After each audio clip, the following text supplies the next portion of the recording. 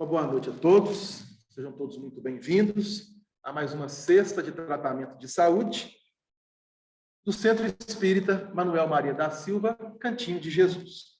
Na primeira parte, nós estamos estudando a obra Justiça Divina, pelo Espírito Emmanuel, através da psicografia de Francisco Cândido Xavier. Este livro é um convite da espiritualidade para que nós possamos estudar e compreender melhor uma das obras da codificação espírita, que é a obra O Céu e o Inferno, ou a Justiça Divina segundo o Espiritismo. Na comunhão da prece espírita em Uberaba, durante o ano de 1961, o grupo do qual Francisco Cândido Xavier participava estudou essa obra, O Céu e o Inferno. E no final, Emmanuel, o benfeitor espiritual e mentor de Chico, dava-nos uma lição com referência àquilo que fora lido e comentado naquela noite. As reuniões aconteciam 2 vezes por semana, nas segundas-feiras e nas sextas-feiras. E no dia 5 de junho de 1961, foi aberto a primeira parte do livro Céu e Inferno. O livro Céu e Inferno contém 2 partes. E na primeira parte, no capítulo 8, que traz o título Os Anjos, foi lido o item de número 15. Então, este livro traz, primeiramente, a lição do livro do Céu e Inferno. Nós vamos ler aquilo que está no item 15 do capítulo 8, para depois, então, entender com Emmanuel a sua colocação. Então, o capítulo está falando de anjos. Coisa boa, né? Anjos. Sempre se encontram ao nosso lado. E pode ser encarnado também como desencarnado. Quando nós vemos uma criança, a gente sempre fala assim, nossa, mas esse menino é um anjo. Ou essa menina é um anjo. Não é assim? Em contrapartida, o próximo capítulo, que é o capítulo 9, que fala dos demônios, aí nós não vamos entrar nessa parte agora, às vezes a gente vê algumas crianças e fala assim, nossa, mas que menino. Parece que ele está endiabrado. Não para quieto, não fica quieto. Mas, querendo ou não, as crianças, aos nossos olhos, sempre serão anjos. E por quê? Jesus ensinou-nos. Deixai vir a mim as criancinhas. Então, elas trazem, até um certo período, aquela ingenuidade natural, espontânea. E uma coisa que os anjos são, e que é uma característica das crianças. Os anjos são verdadeiros. A criança também é verdadeira. E quando nós, pais, pedimos para que os mesmos, às vezes, a gente quer ludibriar a criança, né? Com aquilo que nós, seres adultos, já adultos, fazemos. Às vezes nós pedimos aos nossos filhos que cometam algum ato que não é tão bom. Fala uma pequena mentira, uma pequena falsidade. Mas as crianças, de acordo com a sua espontaneidade, elas são verdadeiras. E às vezes nós pais chamamos a atenção delas pelo fato delas serem verdadeiras. Por que você contou isso, meu filho? Não era para ter contado? Não era para ter falado? Porque eles nos observam. E quando nós falamos dentro dos lares, com a esposa ou com outro adulto, pensamos que as crianças estão lá brincando? Estão brincando, mas elas estão de antena ligada. E aí, quando acontece algo lá na frente, uma conversa, um diálogo com uma pessoa, a criança vem e fala na lata aquilo que nós estávamos escondendo, e ela chega e fala. E a gente briga com a criança. O que você falou? São os anjos. Característica dos anjos. São verdadeiros. E no item 15, Kardec ele vai trazer, no capítulo 8 da obra Céu e Inferno. Assim se acha realizada a grande lei da unidade da criação. Deus jamais esteve inativo. Interessante. Em nenhum momento nós vamos ter uma percepção, uma compreensão de que Deus pudesse ficar ocioso, inativo. Embora, no registro do livro de Gênesis, primeiro da Bíblia Sagrada, durante os períodos da criação, no 7º dia é colocado que Deus descansou, nós precisamos compreender, e a doutrina espírita nos traz esse esclarecimento, que ali temos uma parábola. Então, aqueles dias narrados no livro de Gênesis, que falam da criação, é uma parábola que traz elementos de verdade. A doutrina espírita, ela traz respostas de compreensão para essa parábola, que está numa outra obra da codificação, que é a Gênese, os milagres, as predições, segundo o Espiritismo. Então, nós não podemos pensar que Deus está inativo, que Deus está dormindo. Nunca esteve, nunca estará. Aos nossos olhos pode parecer que sim, porque nós temos, às vezes, falas. Nossa, por que Deus permite isso? Será que Deus está dormindo? Será que Deus cochilou? Não é assim? Só que Deus não cochila. Deus não dorme. Deus não está ocioso ou inativo. E a lei que Kardec está trazendo é justamente isso. Que todos nós, embora somos diversos, estamos direcionando para a unidade. Qual a unidade? A unidade em Deus. Da mesma forma que Jesus colocou como ensinamento que ele e o Pai é um. E aí abre-se também um leque no campo das interpretações para entendermos melhor essa colocação do Cristo. Então, da mesma forma que Jesus está integrado em Deus, nós também estamos buscando essa integração. E a lei da evolução, ela vai nos favorecer, através dos nossos esforços, essa busca. É o que Kardec está trazendo. Teve sempre espíritos experimentados e esclarecidos para a transmissão das suas ordens e para a direção de todas as partes do universo, desde o governo dos mundos até os mais ínfimos detalhes. Não teve, pois, necessidade de criar seres privilegiados, isentos de obrigações. Todos antigos ou novos conquistaram seus graus na luta e pelos próprios méritos. Todos, enfim, são os filhos das suas obras. Assim se cumpre, igualmente, a soberana justiça de Deus. Dentro da lei divina, não existe privilégios. Não há. Há merecimento.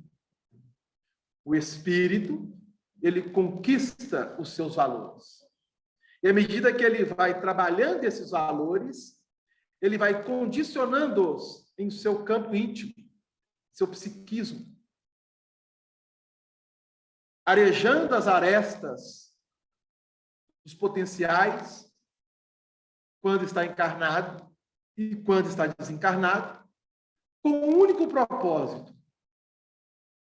atingir o aperfeiçoamento para ser feliz. Então, ser feliz parece algo utópico, mas não é. O espírito puro, ele é feliz. Ah, Delano, mas a felicidade está tão distante de nós, podemos até pensar. Porque, habitando um planeta de provas e expiações, qual a Terra, nós estamos ou ficamos felizes, alegres, mas não de forma, como se diz, onipresente. A felicidade para nós ainda é um esforço que nós vamos alcançar. Mas um dia nós seremos felizes. E quando nós falamos felizes, é preciso compreender que a doutrina espírita já nos traz essa informação dentro da lei do progresso. Porque se o espírito ele está buscando a sua evolução para que um dia se torne, na nossa visão, anjo, existem mundos destinados a esses espíritos, conforme Kardec coloca. Desde o governo dos mundos até os mais ínfimos detalhes, os espíritos, eles vão conquistando através das lutas e através dos seus próprios méritos a sua condição evolutiva. Então, Jesus ensinou a cada um em conformidade com as suas próprias obras. É lei do universo. E há mundos que rolam pelo espaço que são felizes. Mundos felizes. A Terra, ela está numa categoria. Ela está numa espécie de degrau. Então, imaginemos uma escada. E cada degrau desta escada é um patamar onde existem mundos. E esses mundos, obviamente, abrigando o seu contingente, a sua família de espíritos. Esses espíritos ligados a esses mundos se diferenciam pelas ordens. Então, existem espíritos que estão num patamar inferior, do ponto de vista da evolução moral e espiritual, e existem espíritos que estão em patamar superiores do ponto de vista da evolução moral e espiritual. A Terra hoje é um mundo de provas e expiações. Já foi mundo primitivo. Já foi mundo de transição, antes de ser mundo primitivo. Estamos buscando ascender ao patamar de mundo de regeneração. E após alcançarmos o mundo de regeneração, aqueles que aqui ficarem irão trabalhar para efetivar na Terra o mundo feliz.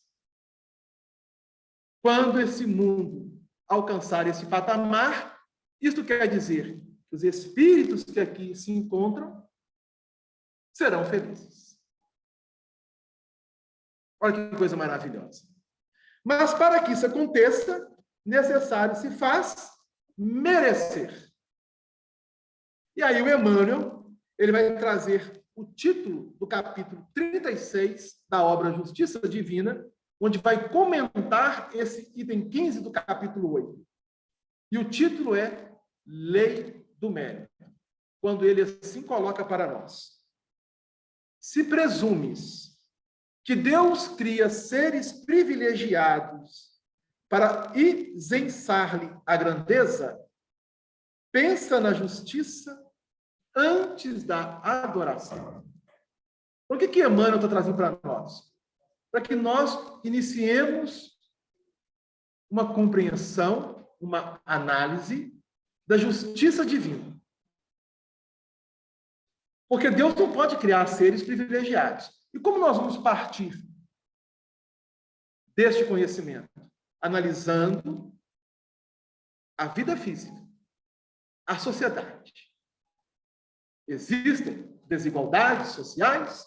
Existem. Existem inúmeras desigualdades, das mais variadas na nossa humanidade? Existem.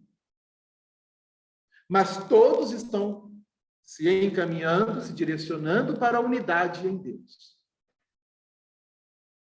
Essas desigualdades é o atestado inconteste de uma outra lei divina que a doutrina espírita vem reacender, vem reviver dentro de uma forma lógica, reencarnação. Se há desigualdades é porque há reencarnação. Porque se a cada espírito é dado em conformidade com as suas próprias obras, o próprio espírito trabalha no plano físico, tanto quanto no plano espiritual, o seu mérito, o seu merecimento. Esforçando para conquistar em si mesmo os valores reais e essenciais daquilo que verdadeiramente é. Então, quando nós olhamos para Jesus e observamos a sua grandeza, a doutrina espírita vai nos esclarecer que ele é efeito de uma causa que é Deus. Se ele é efeito de uma causa que é Deus, nós também somos o efeito dessa grande causa que é Deus. Isso quer dizer que, sendo nós efeitos, da mesma forma que Jesus, nós também podemos e devemos chegar à condição espiritual de Jesus. Como se dá isso? Através das reencarnações. E aí entra um outro detalhe. Se Deus não criou seres privilegiados, e se Jesus chega à Terra há 2000 anos, do ponto de vista físico, encarnando, aonde ele atingiu, aonde ele conquistou a sua perfeição, o seu aperfeiçoamento? Na Terra? Não. A Terra é um plano de provas e expiações. Antes de ser provas e expiações, era primitivo. Aí entra uma outra chave que a doutrina espírita nos esclarece. Pluralidade dos mundos habitados. Que a ciência tenta trazer como uma realidade e buscando fatos concretos para saber se há ou não há vida fora da Terra, inteligente, racional. Mas enquanto a ciência está nessa busca, nessa pesquisa, para nós espíritas, a pluralidade dos mundos é uma realidade. Porque seria ilógico pensar que a Terra, que é um minúsculo planeta dentro da galáxia a qual está inserida, e a nossa galáxia é a Via Láctea, onde há milhões e milhões de sistemas solares, maiores, menores, ou na mesma proporção que o nosso sistema. O nosso sistema solar compõe de um Sol com uma família de mundos ou planetas. Ao todo, até hoje, 9. Tiveram uma discussão se Plutão era ou não era planeta, mas isso não vamos entrar nesse mérito, não. Então, vejam bem, para que a gente possa ter um raciocínio, uma reflexão.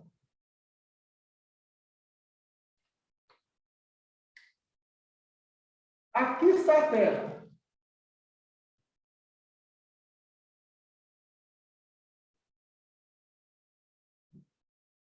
E aqui está o Sol. Uma ideia, né? Sol. Alguém já viajou aí? De carro, de ônibus, de avião? De uma cidade para outra cidade? Aqui no estado mesmo de Minas Gerais? Ou de um estado para outro estado? E a gente vai andando e vê aquela imensidão de montanhas, de planícies, de estrada. E quando a criança está do lado, já está chegando. Já está chegando. Pois é. A gente pensa, gente, esse mundo é incomensurável. Se nós pegarmos o planeta Terra e colocarmos dentro do Sol, do nosso Sol, tá vendo o que eu estou colocando aqui, né? Sabe quantos planetas Terra cabem dentro do nosso Sol?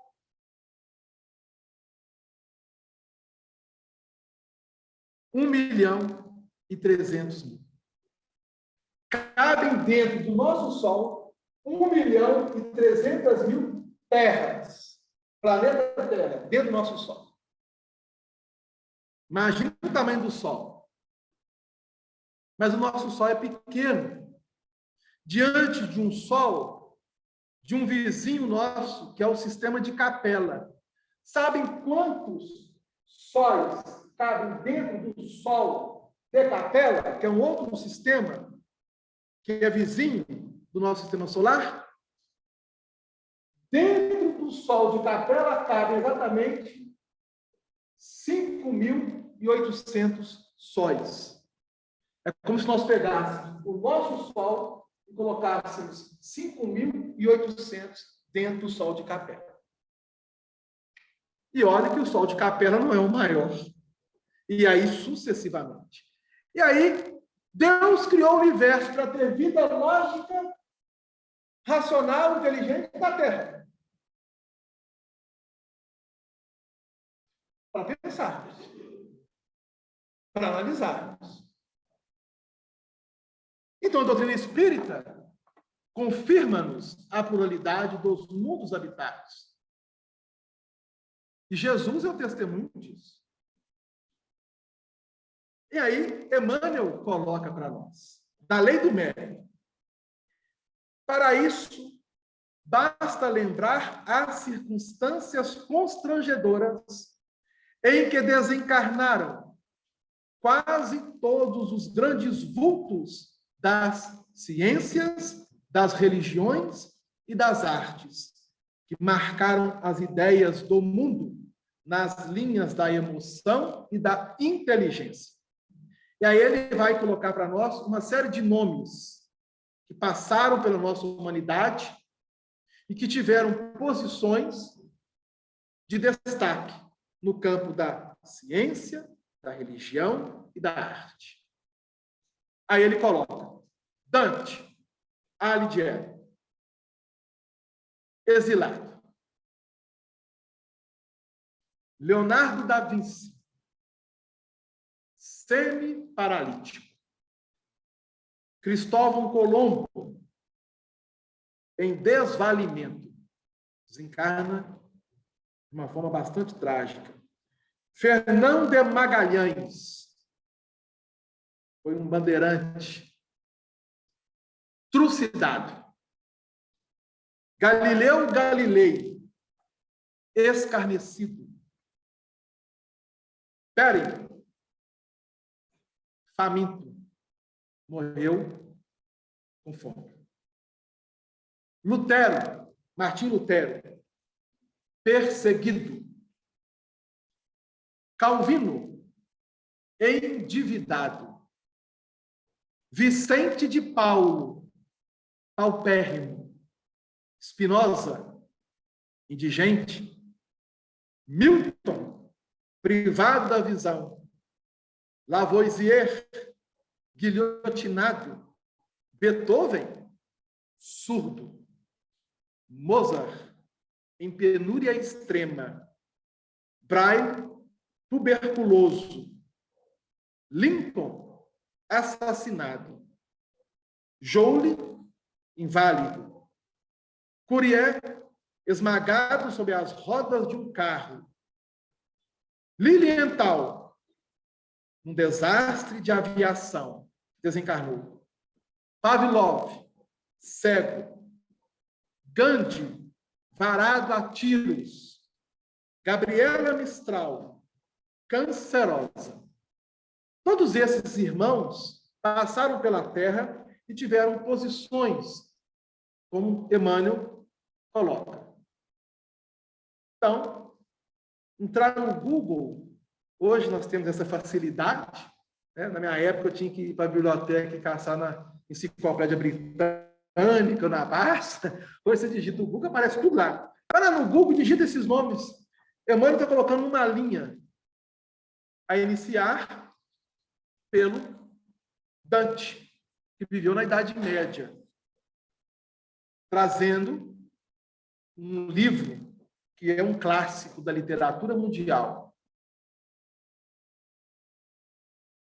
E se gênios da altura de Hugo, Victor Hugo, Pasteur, Louis Pasteur, Edison, Thomas Edison e Einstein, Albert Einstein, partiram da Terra menos dolorosamente, é forçoso reconhecer que passaram entre os homens, também sofrendo e lutando, junto à bigorna do trabalho constante. Cada consciência é filha das próprias obras. Cada conquista é serviço de cada um. Deus não tem prerrogativas ou exceções. Toda glória tem preço. É a lei do mérito, de que ninguém escapa. Aí fecha o benfeitor Emmanuel com essa lição do capítulo 36 da obra Justiça Divina. Então, nós vamos encerrar essa primeira parte, agradecendo a Jesus, agradecendo a todos que estão aqui presencial, a todos que estão online, e que nós possamos manter as nossas vibrações, somando com a espiritualidade benfeitora e amiga da casa, e irradiando essas vibrações aos nossos lares, a todos aqueles que nós compartilhamos a nossa atual existência e para toda a humanidade. Uma boa noite para todos. Nós vamos convidar agora o Telmo, que fará a segunda parte da nossa reunião.